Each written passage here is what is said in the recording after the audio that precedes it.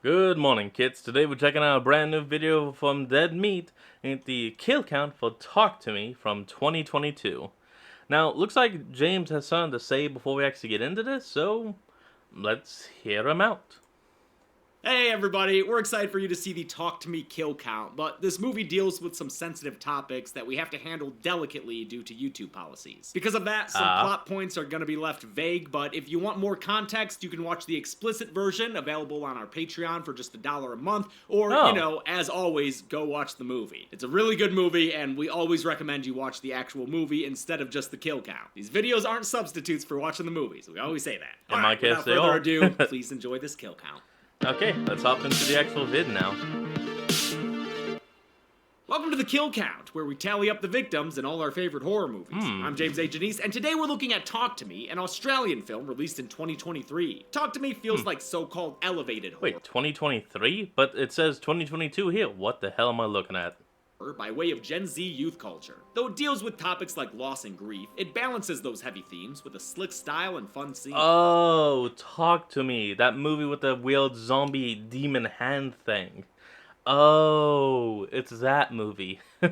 Yeah. Okay, I completely forgot what it was. But now I'm back.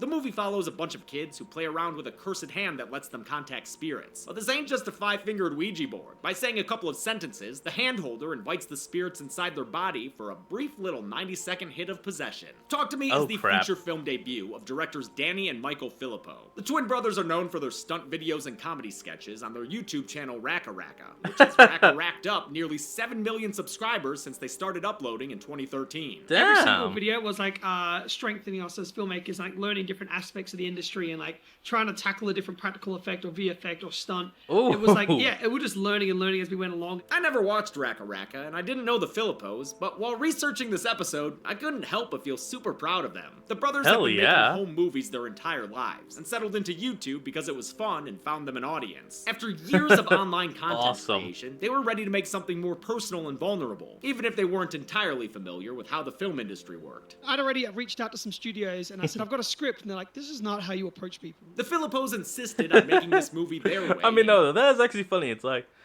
hello, so I got a script. Whoa, this is not what you're supposed to do. I've never done this before. Oh, first timer. Maintaining creative integrity. They turned down bigger studios and a higher budget to shoot in their hometown of Adelaide, South Australia, with a cast of mostly unknown Australian actors. They kept the set loose and allowed the actors to play during rehearsals, working improvised bits into the script. It was never boring.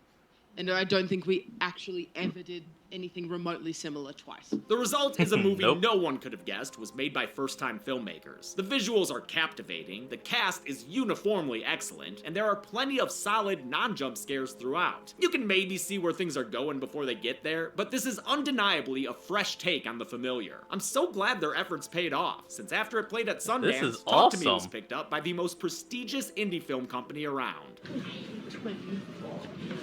A24 bought it. How many kills will happen when a bunch of kids keep high-fiving evil? Ugh, speaking of crappy kids. And speaking of evil, we're gonna cut. And we're back. What will happen when a bunch of kids keep high-fiving evil?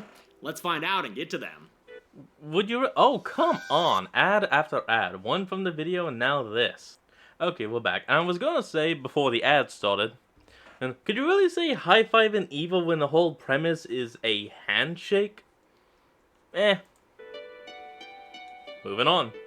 The movie begins at an Australian rager, where a concerned young man named Cole asks around for his brother Duckett. He finds him locked in a bedroom, and sadly, not for cool makeout reasons. Duckett's mumbling about their dead dad, and his issues are quickly becoming content, which Cole tries to prevent without much success. Man, being a teen now must suck. Duckett goes viral by stabbing his brother in the chest, and then by taking too close a look at his own weapon. Damn, why are those kids still hanging out back there? Did they not see the attempted knife murder a second ago? Apparently not. This entire opening scene is done in a single unbroken 2-minute-long take. It was the last thing they shot during production, with a bunch of Racka Racka fans as background actors. A wonder like this requires a lot of coordination, and they're lucky they pulled it off. They only had 10 prop doors to break through, and it took them all 10 takes to get the shot. It's been 2 years to the day since Mia's mom Ria died. Mia still has her contacts saved in her phone, but seems like she wants to delete her dad's. You getting a cold?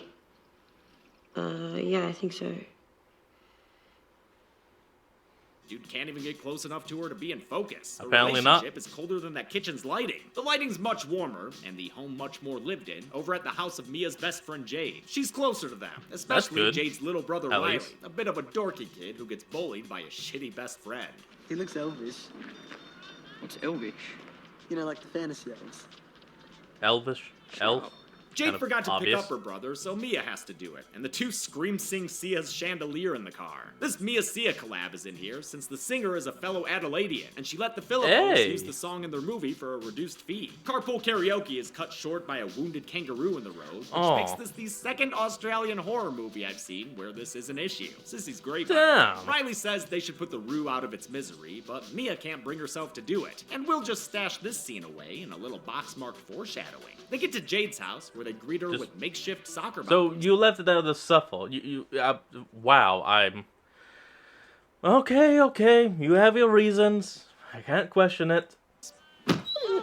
She's been on the phone with Daniel, her goody two-shoes boyfriend with whom Mia has a slight past. Hey, it was my boyfriend before he Oh was my yours. god, you guys held hands once 3 years ago. That doesn't mean anything. Oh, I Mia can wants hear them the to go out accents. to a classmate's house where people are posting about their game and conjuring night. The social media angle is part of what drew the Filippo brothers to this story, filtered through their own experiences as veteran content creators. What would happen if there's like a horror scenario in today's setting with phones and social media? The original idea for Talk to Me got a came lot of from their people friend on Daley phones. Pearson, an executive producer on the hit Australian kids TV show Bluey. Danny Filippo What? took Pearson's idea and made it more Dude. serious instead of comedic, as he co-wrote the screenplay with their longtime collaborator Bill Hinsman. Nope, not the one from Night of the Living Dead. Before the girls leave, they see Jade's mom Sue. Sue loves Mia, but is a bit more short-tempered when it comes to her own flesh and blood. Riley, get your shit off the table. Jesus, I've never seen a kid get yelled at for doing homework before. Sue smells a party, but lets the girls go anyway. Oh, Riley bye. blackmails his way into coming too. Alright, then I'll tell Mum. Yeah, well, she pretty much already knows.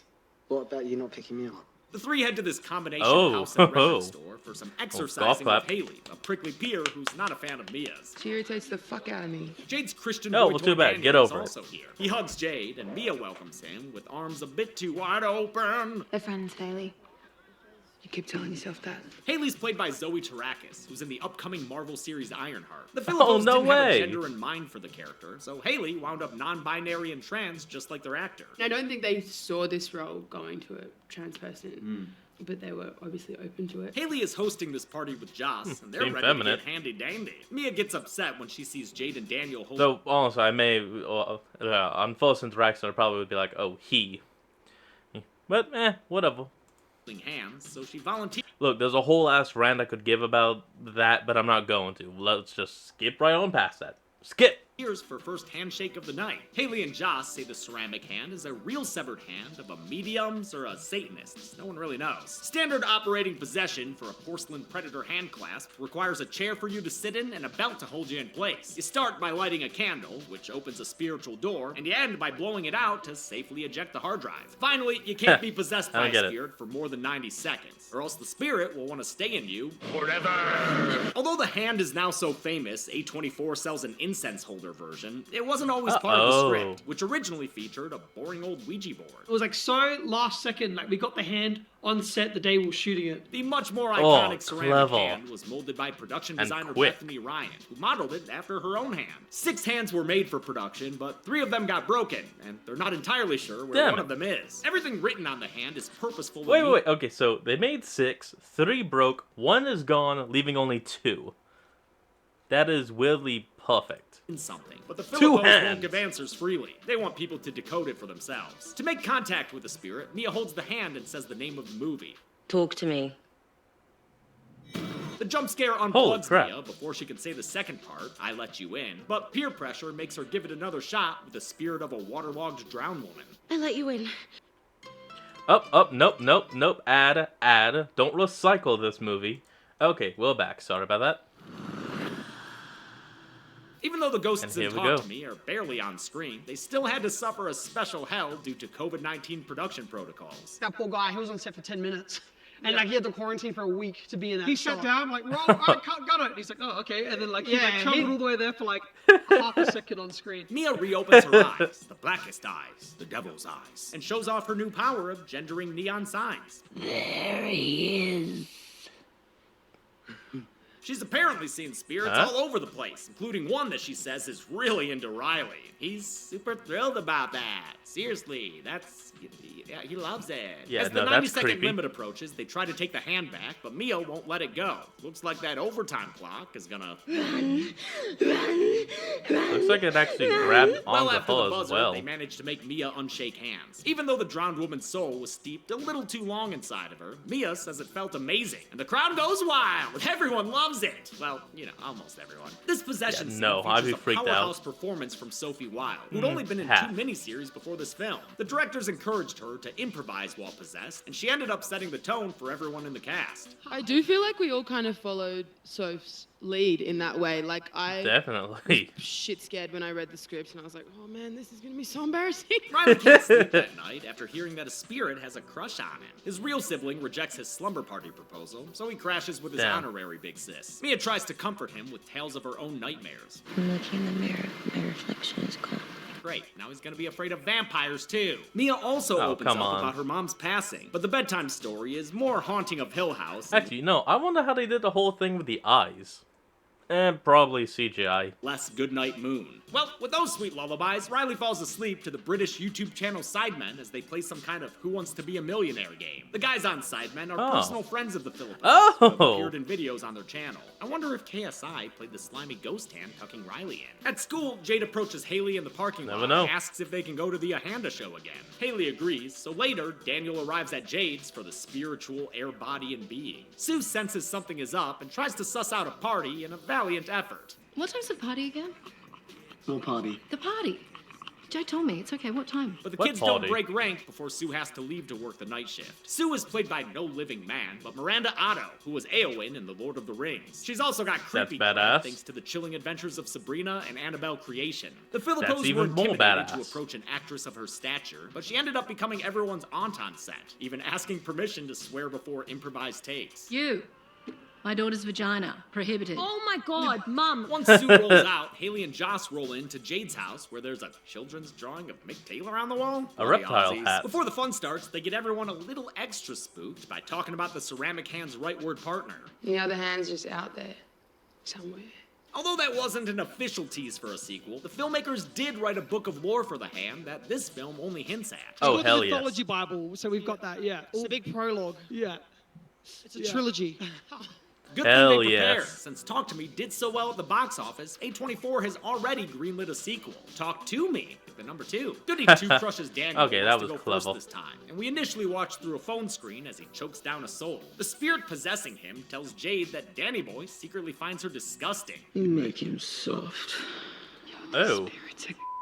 This spirit inside Danny is hornier than a triceratops. It licks his lips in Mia's general direction, and pretty Oh, soon, boy. Danny Boy's his pipes are calling. He falls to the ground in sexual frustration and even Oh, no. Frenches a bulldog. Oh, hey. Oh, is there weather oh, called that? oh, no. need to Oh, call no. Australian PETA either. Danny's actor Otis Donji was filmed making out with a dog puppet, and that shot was merged with one of the real dog licking a treat. As the credits say, no dogs were kissed in the making of this film. When he Thank snaps God. out of it, the humiliated Daniel demands they delete all video evidence and storms out when they refuse. Jade gets pissed on his behalf for, like 30 seconds, but then it's time to get handsy again. Just to The delete most it. fun sequence of the film begins with a cool low-to-the-floor tracking shot as they lock the dog out of the room. I love the framing the shot ends on. Then we get a montage with lots of fun moments and incredible sound editing. They prank each other with the hand, smoke joints with the hand, turn the hand Oh, into a come- penis. It's oh, great. come on All the now. while, everyone's taking their turns getting possessed. And Mia even sings the French song used to score the scene, the 1957 Edith Piaf tune La Foule.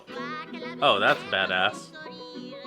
Okay, Lyrics not to La badass, but Foule indeed are about cool. connections and joined hands, so it was the perfect needle drop for the Philippos to use. The brothers only had a few hours to cover this sequence, so they took over from the crew and filmed it themselves with 2 cameras. They pulled it off because the cast was so comfortable with the directors. As a Sweet. result of rehearsals and bonding exercises, like going to a haunted town in Adelaide. There's a montage sequence, and we had all the actors doing lots of different spirits and things like that. We had the main ones we wanted to hit for particular reasons, but then also some other stuff that we played around with. The way everyone acts here, and the way they film themselves being stupid, feels a lot like kids experimenting with drugs. Especially Salvia, a super potent smokable hallucinogen whose effects only lasts a few minutes, similar to the possession. Oh yeah, I thought about that. Time limit. The parking lot scene where they hit up Haley feels a lot like a drug deal. Of course, these parallels were intentional. Talk to Me is Oh, of about course it kids was. that use demonic possession to get high. Once they've all had enough, Riley asks for a turn. Jade forbids it as his older sister. Sure hope nobody says anything they're gonna regret soon. I hate you. Come Like on you're now. my favorite person in the world. Jade and Daniel bail, leaving Mia in charge, and she gives Riley the green light for No! 50 seconds of ghost mode. That time limit turns into more of a suggestion, though, when the spirit inhabiting him takes on a familial tone. I miss you so much, me. Holy Since crap. the apparent spirit of her dead mom is offering warm words of love and comfort, Mia extends the lease on Riley past its allotted 50 seconds, and then past the 90-second limit. That does not work out great, since Riley begins slamming his head against the table violently. Yo, is Mia's mom into metal? 'Cause they can't stop this head banging. Hell, they just barely stop Riley from plucking out his own eyeball. Oh god, this is fucked. Things go from Holy fucked shit. to critically fucked when the sharp corner of a cabinet gets involved. It doesn't Oh, stop until Jade ow. comes back to lend a hand. I've seen a lot of sick shit, but this Holy scene fuck. is still hard to watch. No wonder Mia disassociates and takes a stroll down the hall. In the ensuing cop-filled chaos, Mia sees her mom's ghost, or possibly the ghost of a milkmaid. The living parents get involved, but the kids still stick to their story that Riley wasn't on drugs. He just, I don't know, he just started doing it, I guess. There were Mia no wants to drugs support her involved. little brother from another mother, but Jade doesn't want her at the hospital, and neither emphatically does Sue. Please, can I just see him? You come back here, I'm gonna call the police. At least Mia can turn to her own mother now, since she follows her ghost reflection into the hospital bathroom, where she audibly reenacts her death. Mom? Mom, is that you? Death via When she diarrhea. opens That the stall door, sucks. she finds it desocupado. Mia takes cover from angry moms in the stairwell, where Daniel finds her and offers a strictly platonic ride home. She repays the favor with a mostly platonic offer to spend the night. We're just friends. It's not like it's illegal or anything.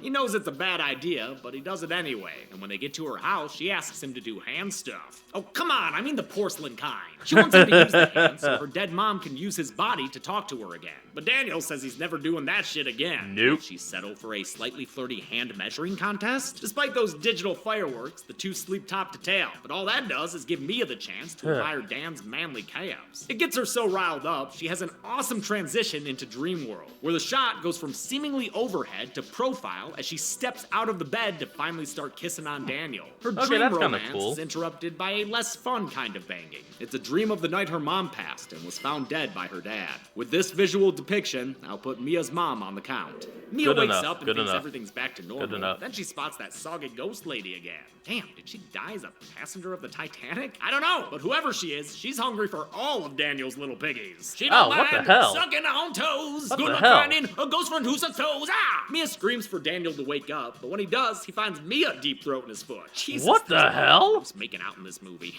He hoofs it out of there, and she decides to talk to the hand by herself, which is never a good idea. Oh, you always that's want to have never a sitter good. with you. Mia sees her Skyrim-looking mom, and she's got a quest for her. Mia? Riley needs help. Yeah, she'll get to it. Right after snuggle time. When nobody living will love you, sometimes you gotta find comfort in ghost arms. Riley needs some Oh, help boy. since the spirit world is still going to town on his soul. His body Oh, ain't my looking so God. hot either. Amazing. Look at his eye. That's terrible. Oh, that's why you never let us. My God.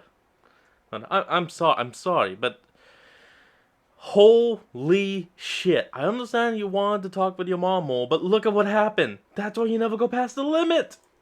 work by makeup artist Helen Tuck here, applying makeup Freaking effects to amazing prosthetics walk. made by veteran Australian effects company MEG, or Makeup Effects Group. The characters and ghosts in Talk to Me go through a wide range of decay and damage throughout the film, and Tuck's work is masterful every step of the way. Just when Jade thinks Riley might be pulling through, he bites her bad hand and starts knocking on heaven's floor.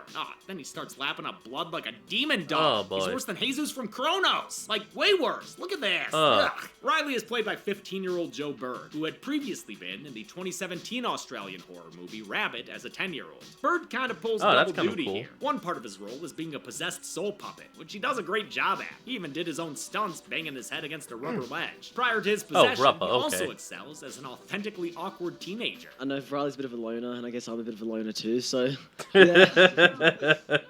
No, in a good way, in a good way. Mia reconvenes the Five-Finger Death Bunch to ask them if they've also been seeing things, like how she has with her ghost mom and the toe-sucking Titanic lady. What do you mean, sucking your feet? They haven't, probably since none of them went longer than 90 seconds, like Mia did when they couldn't get the hand off of her at first. Joss and Haley got the hand from Duckett, that troubled young man from the opening scene, so they all Oh, go boy. to meet with Cole, Duckett's brother, who we saw stabbed in the chest, but he survived. Cole doesn't want Oh. anything to do with them, but Mia connects happened with to him over their Duckett? respective losses. I love the blocking in this shot of everyone on the bus. It's great. He- Cole he's tells been them there killed. may be hope for Riley yet when he reveals an additional rule from the Handbook for the Recently Possessed. They get weaker the longer they're in you. Yep, he says they've just got to run out the clock. Then Riley can Oh, be smiling okay. again. This potential good news isn't enough to make Jade completely forgive Mia. I wish. I mean, no shit. You wouldn't forgive anyone for that. But you can at least now hope that your brother will be okay to the full degree. I mean, I understand being pissed off at this woman. I am too. Don't force yourself into my family, Mia. Mia parries the painful words with an idea. Maybe they didn't blow out the candle for Riley, and if they go back and do that now, it'll properly sever the connection. For the record, they did not blow out the candle when things got nuts. I specifically checked the second time I watched the movie. Oh, they decide to give yeah, this you plan can a see it shot and flickering. take the hand from Haley and Joss, who gladly give it up before exiting the movie frame right. In Riley's hospital room, they set up one last arm wrestling match of the damned. Mia tries saying talk to him, but it doesn't work. I don't think you can rent out another person's body for possession. No, you cannot. She thinks maybe Riley's spirit can be reached, so she plugs herself in, only to find a little ghost girl staring at her. She asks the girl if she knows where Riley is, and the girl says she can show her. I like you. Whoa.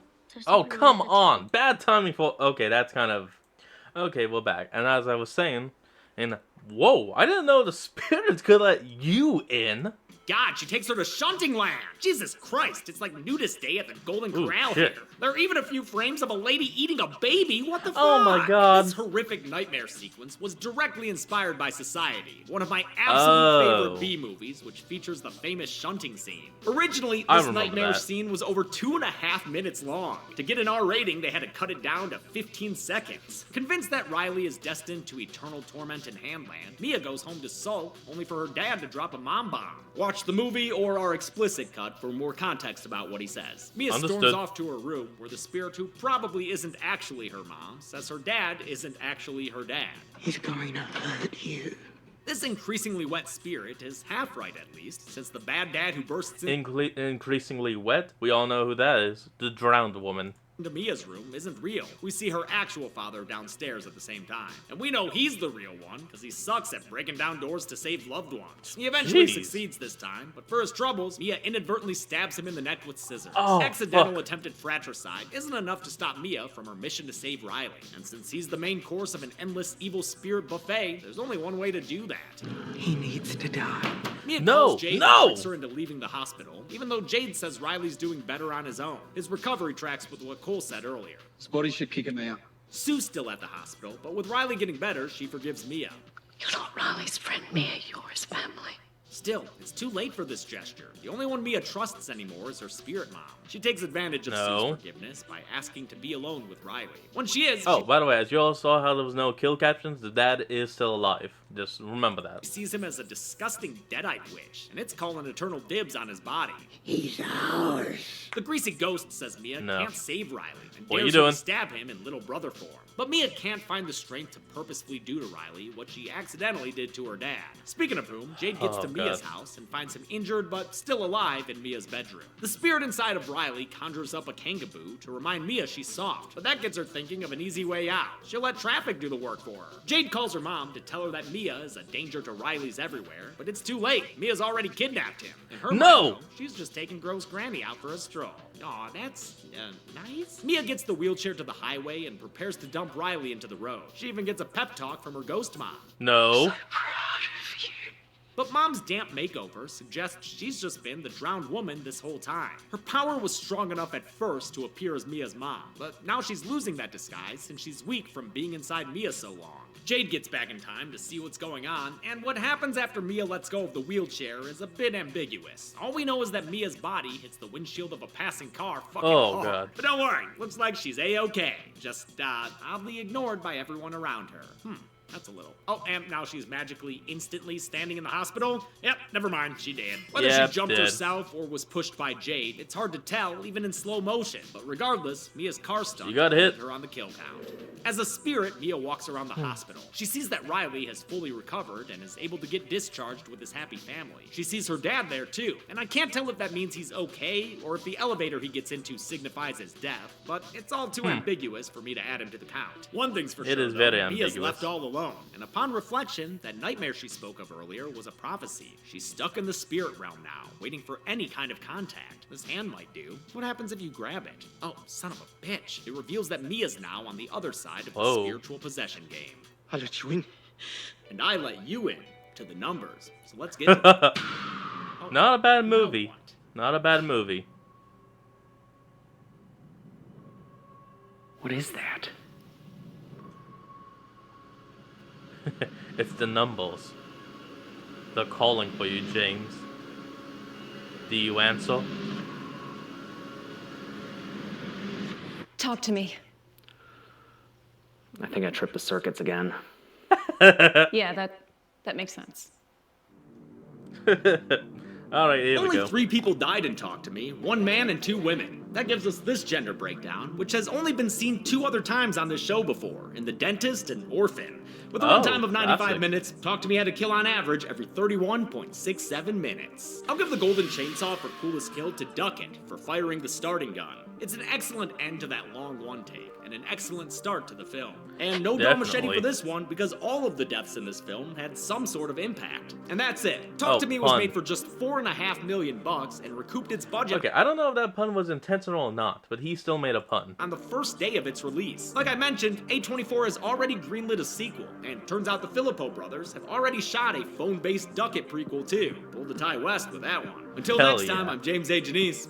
This has been The Kill Count. Hey everybody, thanks a lot for Alright, this kill count wasn't actually too bad. Anyway, folks, I thank you all for joining me in today's episode. Remember to like, comment, and subscribe for more. Link to the original will be in the description below, and I'll see you folks next time when we flick on. Peace out.